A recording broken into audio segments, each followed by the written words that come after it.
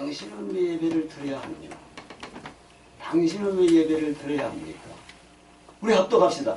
당신은 왜 예배를 드려야 합니까? 이 말씀을 생각해 봤어요. 그래서 처음에는 말씀을 한 몇 줄 하다가 여러분이 이거를 오늘 또 우리 동료들도 있고 해서 가만히 생각해 보니까 성경에 좀 찾기도 어렵고 해서 제가 유인물을 해놨습니다. 사실은 오늘은 왜 드려야 하는가를 한번 말씀을 통해서 알아봤습니다.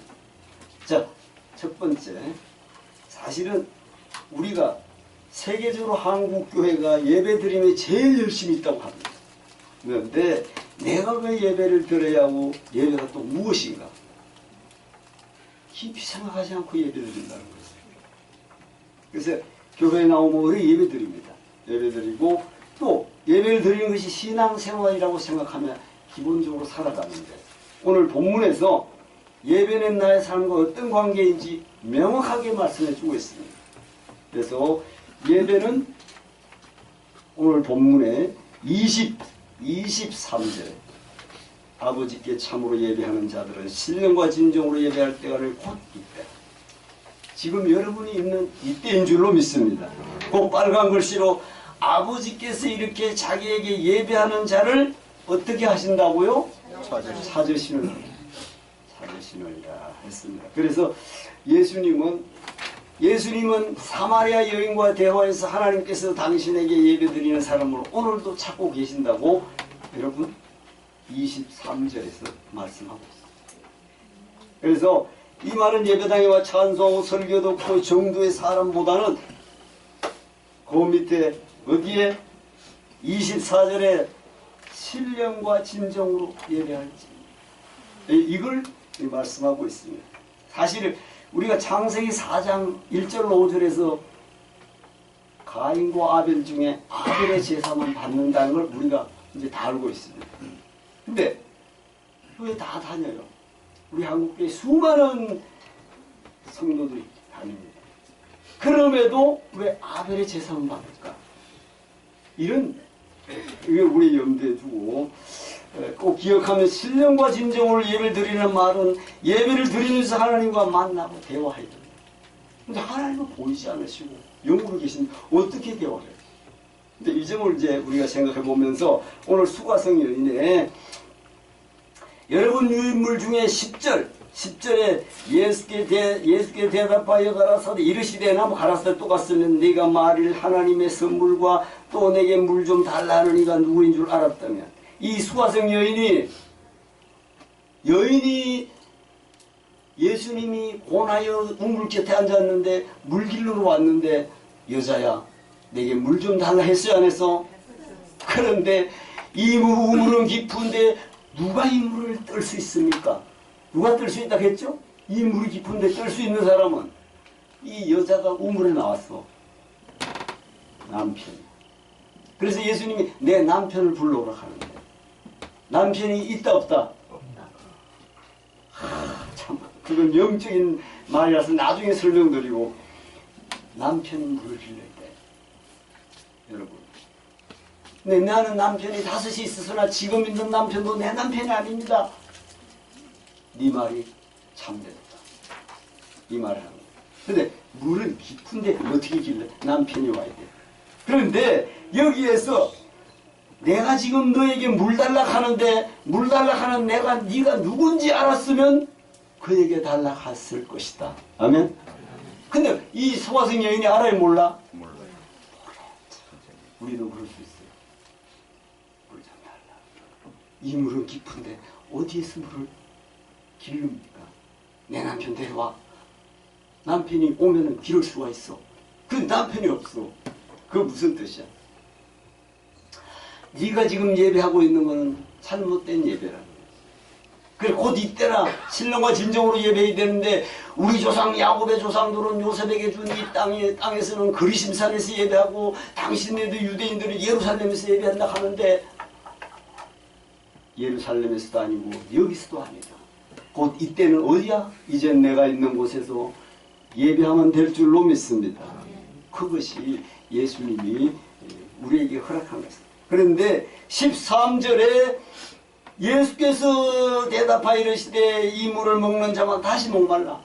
여러분, 세상 저 물을 먹어도 또 목말라. 그런데 예수님은 영원히 목마르지 않는 물이 있대. 이 수화성령이 못 알아듣습니다. 그래서 우리 인생은 거기 요한복음 7장 38절에 가서 대답을 하고 있는데 오늘은 4장을 보고 있습니다. 누구든지 목마른 자거든 내게로 와서 마셔라. 그 배에서 생수의 강이 흘러나리라. 아멘. 그 생수의 강이 흘러나리라. 그게 무슨 뜻이라겠죠? 성령이요. 영원히 목마르지 않다고 했습니다. 사실은요. 자, 오늘 예배 속에 하나님을 사람은 우리가 예배하는 존재로 만들었다는 것입니다. 세상 어떤 종교도 인간이 어디서 왔는지 누가 창조했는지 기독교에는 분명히 말씀하지 못합니다. 근데 성경에는 명백하게 기록합니다. 근데 오늘날도 초등학교 이런 데 보면은 진화론을 써져 있어요. 정말 안타깝죠. 그래서 사람은 왜 그러냐? 사람의 형상으로 창세기 1장 26절에서 하나님이 우리의 형상들, 하나님의 형상들을 지은 거예요. 우리가 사람을 만들고 여러분 그리고 또 창세기 2장 7절에서 여호와 하나님은 흙으로 사람을 만들고 그 코에 생기를 보내 생명이 됐다 했어요. 그래서 그런 거 하면 이사야는 선지자 이사야는 이사야 43, 21절에서 이 백성은 내가 하나님이 나를 위하여 지었나니 뭐를 하기 위해서 나의 찬송을 부르게 하려 하나님의 찬송을 부르게 하려고 우리를 만드신 거예요. 그래서 그리고 우리 인생들은 어떻게 해요? 뭘로 만들었다고? 흙으로 만들어서 어떻게 해요? 인생 흙으로 만들기 때문에 우리가 돌아갈 곳은 어디다? 합도 너는 흙으로 돌아갈 것이니라. 이게 하나님이 우리에게 주십니다. 제가 신앙의 원동기가 창세기 3장 19절. 너는 흙이니 필경은 흙으로 돌아가라. 그래서 우리 모두는 육체는 흙으로 갑니다. 그럼에도 세상 사람들은 우리가 이야기했죠. 죽으면 돌아가셨다 하죠. 그것도 절묘하지 않습니까? 어디서 왔는지 모르시고 돌아가신 거예요. 그죠? 아, 그럼 돌아가셨대. 그래서, 자, 여러분, 믿음으로 모든 세계가 하나님의 말씀으로 지어진 줄을 우리가 아느니 보이는 것은 나타난 것으로 된 것이 아닙니다.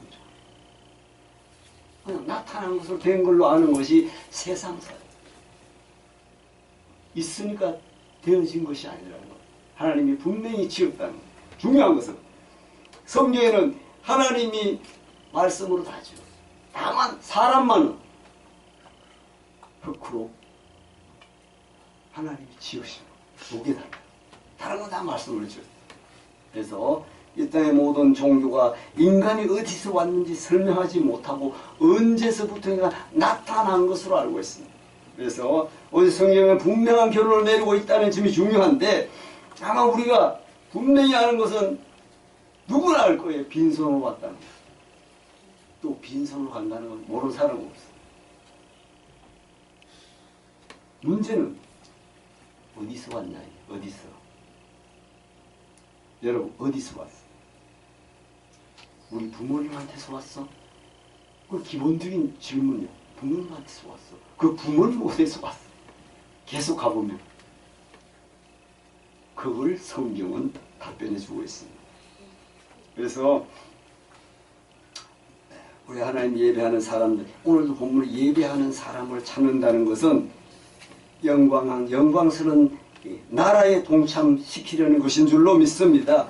하나님 나라는 찬양과 경배로 가득한 나라입니다. 계시록 4장 5장에서 이 일루에 내가 보니 하늘에 열려 문이 있는데 내가 들은 바 처음에 내게 말하던 나팔 소리 같은 큰 음성이 가로되 이리로 올라오라 이후에 마땅히 될 일을 내가 내게 보이리라 하시다. 여러분 밤모습에서 사도 요한이 여러분 밤무섬이 뭡니까? 포로들이 가서 사는 그 지경에 가서 유배돼 가지고 비몽사몽간에 사도 요한한테 하나님이 성령이 역사하는 거예요. 내가 곧 성령에 감동하였더니 보라 하늘에 보좌를 베풀었고 그 보좌 위에 앉으시니가 있는데 앉으시니의 모양이 벽옥과 홍보석 같고 또 무지개가 있어 보좌에 들렸는데 그 모양이 녹보석 같더라. 또 보좌에 들려 24 보좌들이 있고 보좌 위에 24 장로들이 흰옷을 입고 머리에 금멜관을 쓰고 있었더라. 그래서 계시록 5장 1절 7절에서 내가 보매 보좌에 앉으신 이의 오른손에 책이 있어 안박을 폈고 7인으로 봉하였다. 그래서 예수님도 제자들을 보내선 권능을 줘서 보내가지고 두 벌의 옷도 가지고 말고 가면 하나님이 지켜준 자에 가서 예수님의 이름으로 귀신을 쫓아내고 오니까 막 예수님한테 돌아와서 주님 귀신도 막 떨고 나갔습니다. 그러니까 귀신이 뜨는 것으로 기뻐하지 말고 뭐라고? 내 이름이 생명책에 기록된 것으로 기뻐하라. 그래서 하늘 보좌에 가보니까 생명책을 예수님이 가지고 있는 줄로 믿습니다. 그래서 그 생명책에 기록되어야 합니다. 하늘 위에나 땅 위에 땅 아래에 능히 책을 펴거나 보는 볼 자가 없더라. 이 책을 펴거나 보거나 하기에 합당한 자가 보이지 않기로 사도 요한이 울었대요. 울었더니 장로 중에 하나가 내게 말하여 울지 말라. 유대 지파의 사자 다윗의 뿌리가 이겼으니 예수 그리스도께서 이 책과 그 7인을 떼시리라. 여러분 내가 또 보니 보좌에 내 생물과 장로를 사이에 어린 양이 섰는데 일찍 죽음을 당한 것 같더라. 7뿔과 7눈이 있으니 이 눈은 온 땅에 보내심을 입은 하나님의 7영이라. 어린 양. 여러분 세례 요한이 요단강에서 예수님이 세례받으러 나올 때 보라 세상죄를 지고 간 하나님의 어린 양이라 했던 그 어린 양 예수 그리스도께서 어린 양이 나와서 보좌에 앉으시니 오른손에 책을 취하여 펴시더라. 아멘. 그 나라는 천민 만물이 찬양과 존귀와 영광을 하나님께 돌리고 내 생물이 아멘으로 화답하는 나라인 줄로 믿습니다. 그 점을 우리가 꼭 기억하면서 우리가 어디서 왔냐? 창세기 1장 26절에 하나님의 형상으로 인간을 만드시고 창세기 2장 7절에 여호와 하나님께서 흙으로 사람을 지어주고 여기서부터 출발. 그리고 우리 인생이 죽으면 창세기 3장 19절에 흑hin이 필경은 흙으로 돌아갈지니라. 이게 꼭 명심해. 두 번째, 예배에 대한 우리의 관심입니다. 한국교회는 사실 기도, 찬송, 헌금 그리고 예배 드릴 때 열심히 있는 교회입니다. 여러분 잘 아실 거예요. 문제는 예배를 드린 만큼 어떤 변화가 없다는 것입니다. 그것은 예배가 무엇이며 어떻게 드리는 것인지 모르고 자기 생각대로 드립니다. 첫째, 어떻게? 첫째, 복을 받으려는 생각에서 예배를 드리는 것은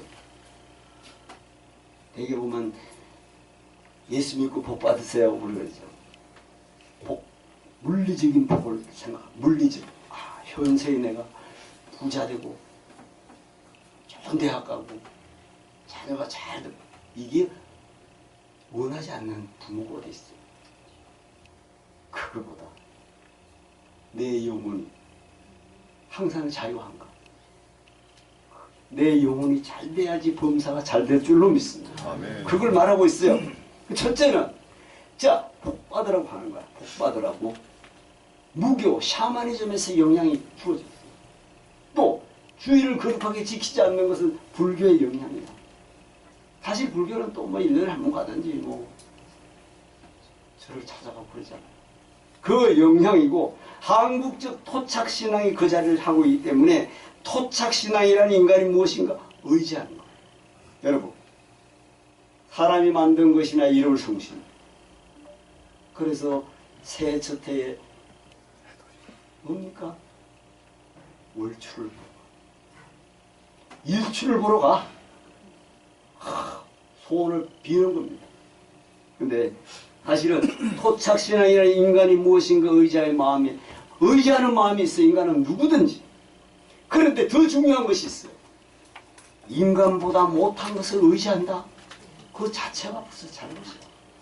하나님은 인간을 창조하시고 만물을 다스리라고 했는데 고목나무 앞에 가서 소원을 빌죠. 큰 산을 보고 소원 빌어. 물론 큰 산 앞에 가면 막혀져. 그러나 인간을 만드시고 그 모든 것을 다스리라 하시기 때문에 사실은 큰 바위, 큰 산 이런 걸 의지하는데 이를 성진 해와 달 우리도 옛날에 그렇지 않았습니까? 지극히 가난해도 쌀을 빌려서라도 떡을 만들어서 머리에 이고 조상신에 가. 여러분, 조상신에게 왜 가요? 조상신이 자식들 잘못되게 하나?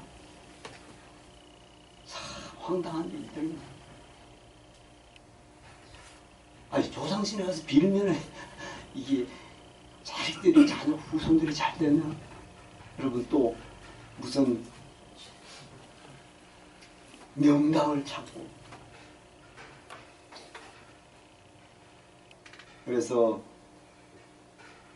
사실은 세상의 조상신이 자녀들의 자주의지하고 후손을 자주의지하는 인간이 그렇게 할 뿐. 살아계실 때는 우리가 공경하지 못하면서 돌아가신 후에 상다리 부러지게 채우려면 무슨 소용이 있겠냐. 예로 조선시대에 야수교가 들어와가지고 제사를 못 진행하면서 수많은 시련이 오기 시작했어. 그 지금은 보편이 이제 알 수 있잖아요. 이것이 문명이 발달하면서 여러분 복음이 이루어지는 핍박의 시대, 그 시대가 있어요. 문명이 발달되면서 여러분 바울 사도가 이방인의 사도를 세워가지고 로마의 옥중에 가서 순교를 했는데 유럽을 변화시킨 사람이 바울이잖아. 참 너무 놀라운 거예요. 그리고 미국이 저렇게 발달한 것은 정직하게 이야기하면 1620년 메이플라우로의 청교도들이 신앙의 자유를 찾아서 매사추세츠에 도착해서 인디안들과 싸우며 결국은 그들과 함께 살면서 미국이 건설되었어요. 영국의 성공회를 피해서 미지의 나라로 간 거야. 90일 동안 가서 102명이 38명 타는 메이플라우에 102명이 타서 가서 30명 이상 죽어. 추위에. 그 신앙의 그게 미국이에요. 지금도 아메리칸 드림은 있지만 지금은 혼합 종교가 이루어져 미국 의논되고 있습니다. 그래서 오늘날에도 내 자아가 커서 무신론자를 하는 거야. 무신론자를 하면서도 자기를 믿는 사람이 있습니다. 은연중에 나는 무신론자인데 나를 믿어. 그죠? 종교가 싫었어? 아니면은 여러분 내 자아가 커서 무신론자를 하면 자기를 믿는 것이 모든 종교가 싫어서 무엇인가 얽매이기 싫어서 내 마음대로 살고자 하는 자기 중심 때문입니다. 그래서 사실 나는 누구인가 어디서 왔는가 어디로 가는가 내 삶이 분주하니까 깊이 생각하지 못하고 살아갑니다. 그래서 생각할 수 있는 사람이 신앙을 가질 수 있다고 저는 생각합니다. 복음을 전하다 이방 나라의 종교를 전한다는 이유로 로마의 옥중에서 우리가 알 수 없는 풍속을 전하는 사람이 바울이 귀신 들린 사람을 여자를 귀신을 내쫓아니까 먹고 살 게 없어졌어. 그래가지고 감옥에 들어갔어. 빌립보 감옥에 들어갔는데 피투성이가 돼가지고 착부에 차가 있는데 여러분 밤 자정에 바울과 실라가 예루살렘을 향해서 찬양. 죄수들이 어떻게 하더라? 찬양을 하면은 너 죄인으로 들어와서 왜 시끄럽게 하라? 이 소리를 안 하고 찬양을 하니까 죄수들이 듣더라. 다 듣고 나니까 어떻게 되었더라? 옥문이 터졌더라. 더 중요한 것은 그들이 아무데도 도망하지 않더라.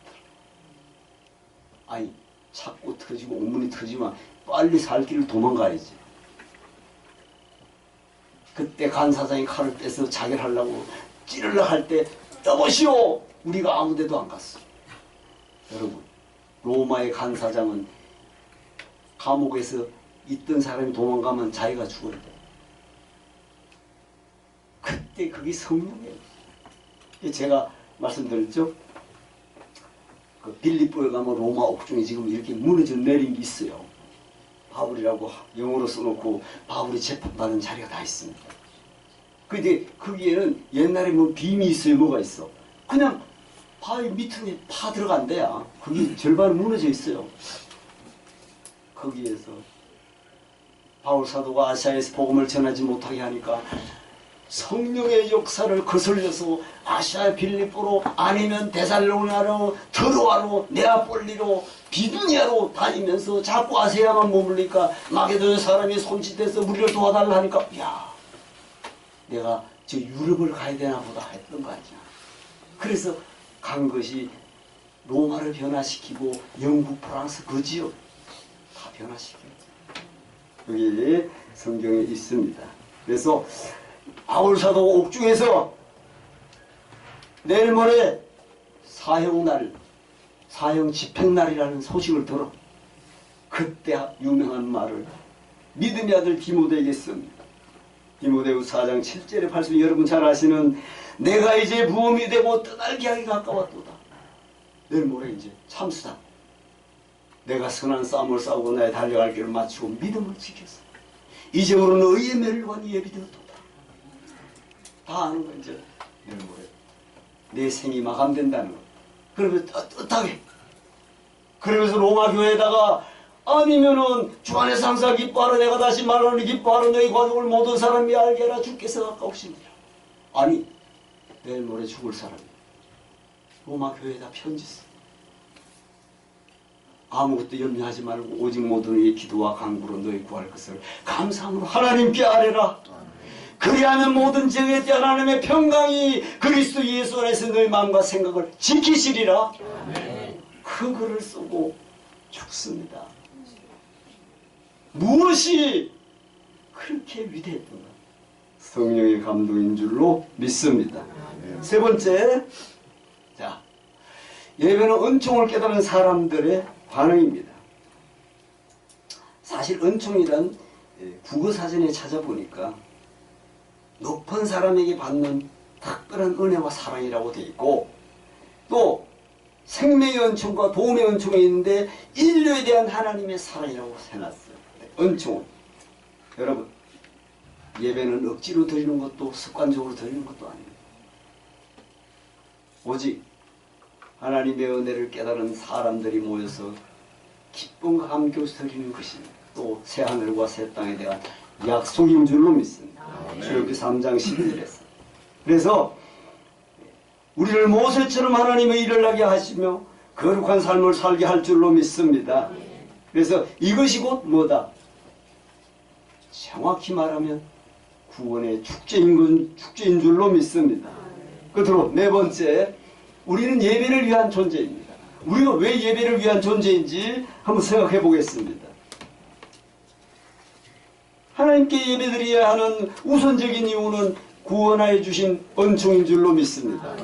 왜냐하면 애굽에 종살이 할 때 출애굽시켜서 광야를 가서 가나안에 들어가는 거예요.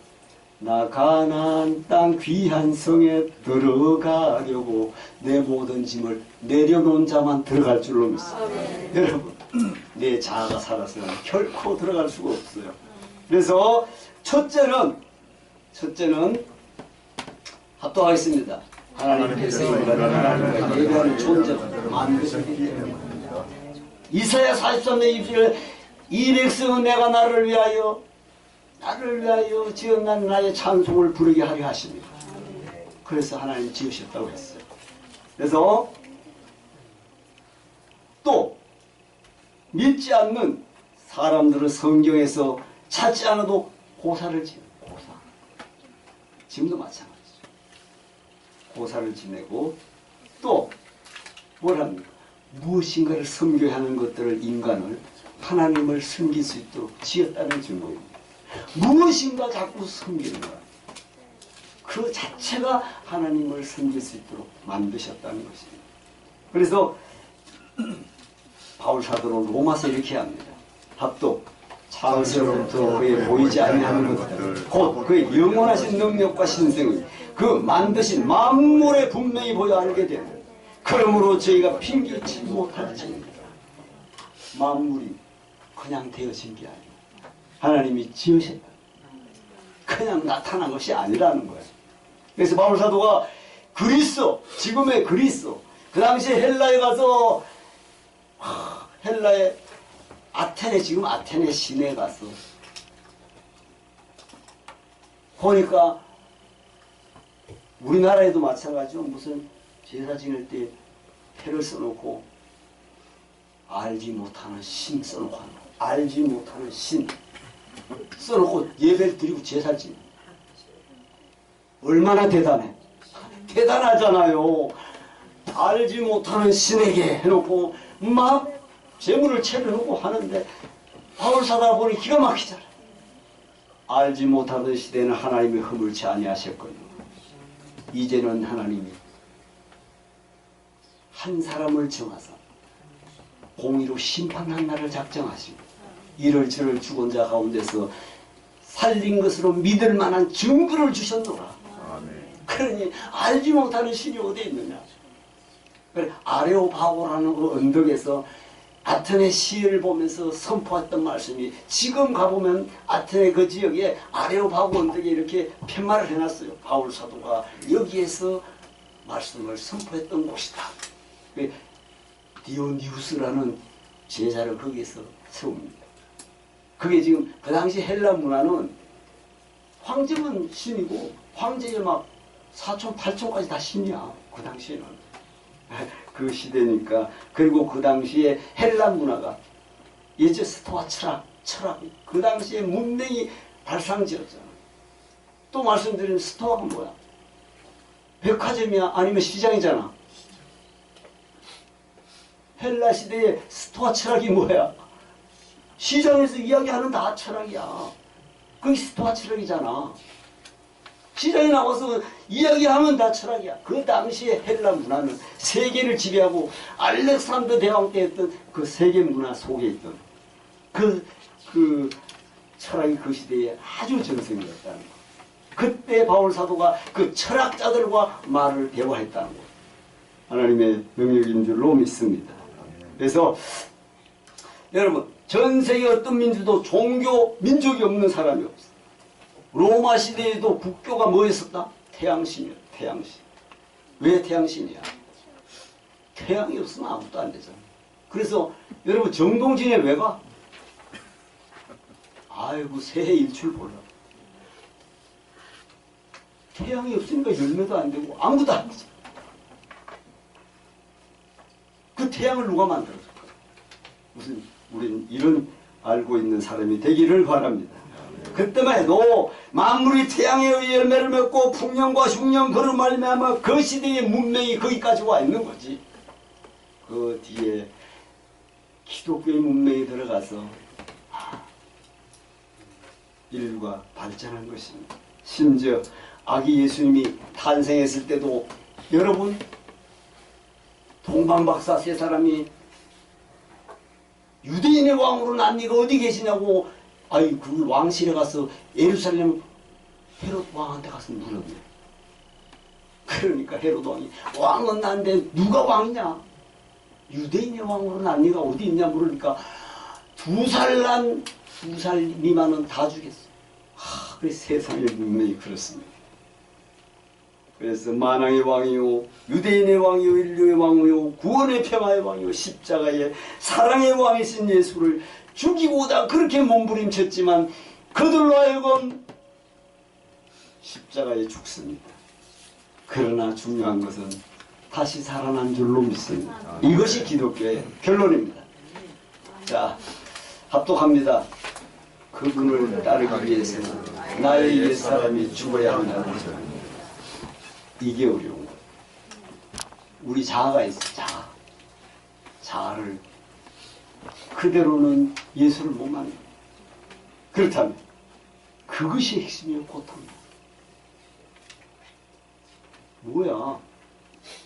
그런데 여러분 베드로가 베드로를 예수님이 부를 때 베드로 배에 타서 배를 뒤로 물러라고 말씀을 선포해. 그때 깊은 데에서 물을 내리라 해. 예수님. 대단히 중요한 게 있어요. 먼저 무엇을 들었어요? 말씀을 듣는. 말씀을 듣고 베드로는 갈릴리 바다에 박식해. 업으로서 수십 년 어디에 뭐가 있는지 다 알아. 그런 베드로가 예수님 그 배에 예수님이 타서 말씀을 선포하고 들었고 깊은 데 내리라 하니까 아니 내가 지금 저 주변에는 없는 게 확실하거든. 그런데 중요한 게 내가 한이마뚜로 해봤으나 아무것도 못 잡았지만 말씀에 의지하여 내리리이다. 그러니까 두 배가 차. 그때 베드로가 뭐라고 했을까? 주여 나를 떠나서 나는 뭐라? 예수님이 너 죄인이라 했어 안 했어? 절묘하죠. 자기 상식으로는 바위마뚜로 다 긁었는데 없어. 그런데 말씀을 듣고 깊은 데 내리라 하니까 두 배가 가득 찼어. 더 중요한 것은 너는 나를 따르라 하니까 산더미 같은 두 배의 고기를 두고 배도 두고 예수를 따르더라. 생각해 보세요. 방금 그 산더미 같은 고기를 어떻게 버려? 또 먹고 살 인생의 전부는 배, 재산을 어떻게 버려? 다 버려두고 예수를 따르더라. 이것이 진리입니다. 자, 합독합니다. 내 자아를 죽이지 못하면 내가 살아있어 안 살아있어요? 살아있기 때문에 십자가를 질 수 있다. 아유 정신이 여기서 기독교는 출발합니다.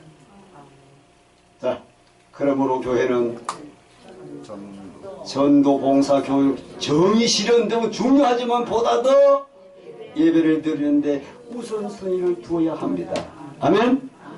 자, 그 안에서 큰 소리로 그 안에서 나를 발견할 때 비로소 나의 종교는 시작되는 것입니다.